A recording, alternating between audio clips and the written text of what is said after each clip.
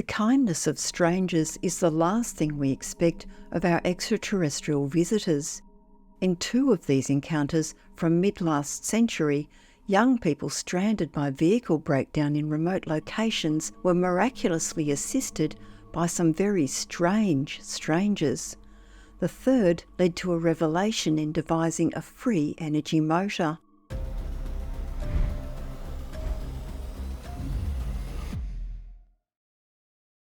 Bizarre car lift. This encounter took place in the fall of 1959. A 14-year-old boy named Bradley, which was not however his real name, along with 3 teenage friends, including Bradley's girlfriend, had run away from their homes in Hollywood, California. In their travels, they ended up somewhere around Goldfield, Nevada, south of Tonopah. One night, the young people were sitting in the back of a pickup truck where they had pulled off a main highway in a remote location. There were 4 people in total in the truck, which had run off the road and become stuck in the sand. After hours of toiling strenuously, trying to dig or drive the vehicle out of the quagmire, the truck had simply become buried even deeper, right up to its hubcaps. The group decided that someone would have to set off walking in the morning in order to try and find some help. Resigning themselves to spending the night in the desert, the 4 sat in the truck and took to stargazing. They eventually started talking about flying saucers, what UFOs were known as in those days. Bradley's girlfriend suggested half-jokingly that they attempt to contact a saucer to help them. She and Bradley then started trying to telepathically contact a saucer.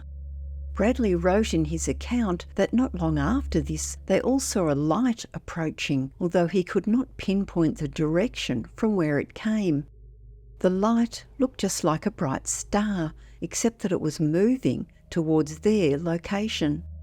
It became much brighter as it approached overhead, and Bradley described its size, allowing for perspective, as about that of a blunt pencil end held at arm's length. The young people were astonished when suddenly they felt the truck move. It rose vertically upwards into the air to about a foot or 2 off the ground, then floated to the middle of the road where it was gently set down.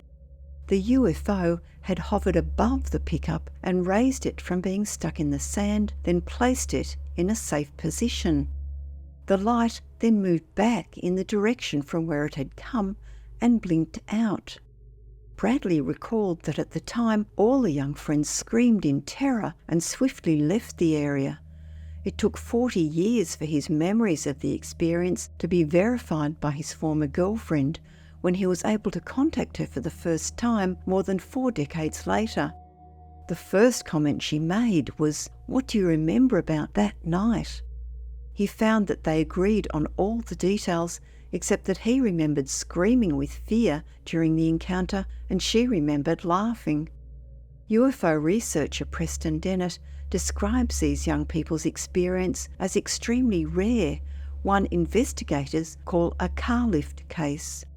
He believes that despite its bizarre and fantastical nature, its authenticity is supported by the fact that its witnesses did not seek any publicity and maintained anonymity.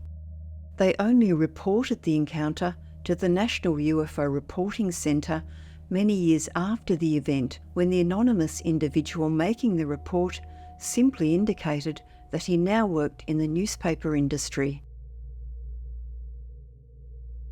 Alien do-gooders. In the early 1960s, another young person, also stranded due to a vehicle mishap, was at the receiving end of an astonishing act of assistance by 2 very strange beings.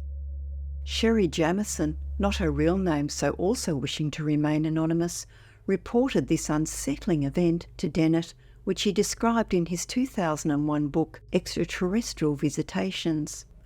Late one evening, Jamison, a real estate agent, was navigating her motorcycle along a secluded back road through the Watchung Mountains in rural New Jersey.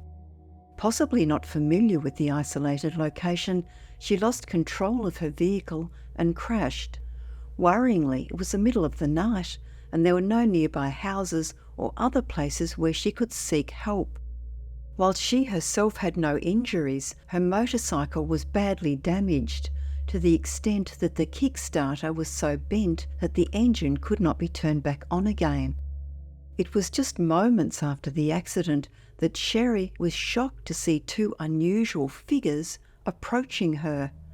She later described them as light greys but not greys.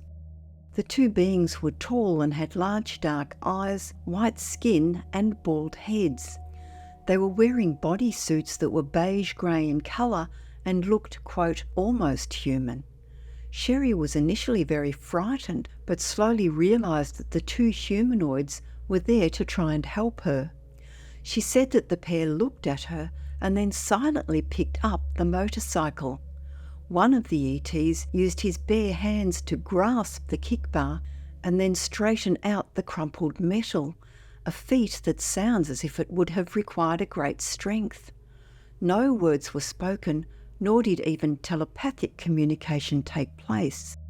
Sherry nodded at the two beings, kicked the starter and took off, continuing her journey.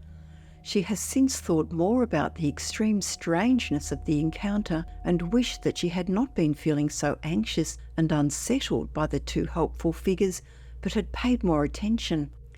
What was clear to her in retrospect was that they were not the slightest bit threatening, but rescued her from what would have become a very dangerous situation. Men in White. Preston Dennett has highlighted an encounter which also indirectly resulted in an important travel progression, exploration of alternative sources of energy.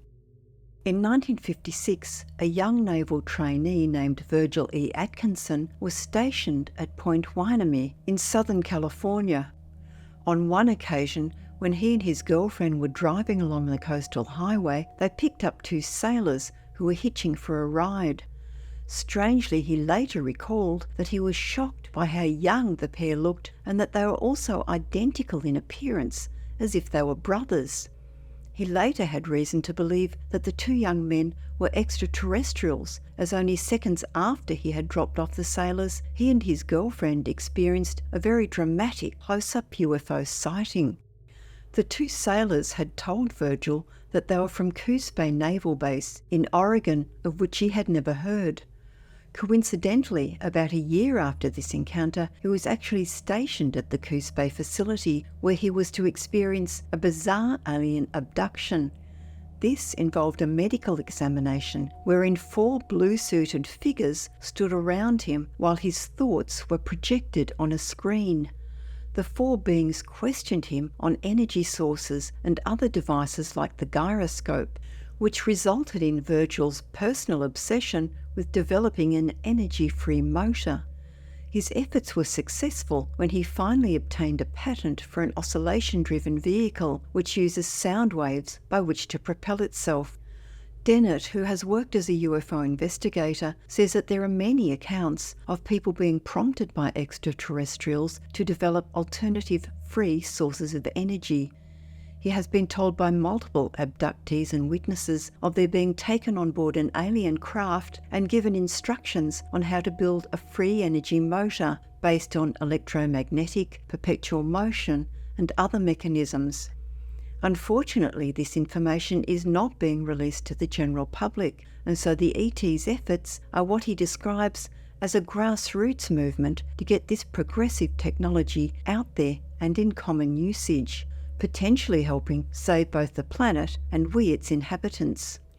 One of these witnesses was told by the ETs that the only limitations humans have are those we place on ourselves.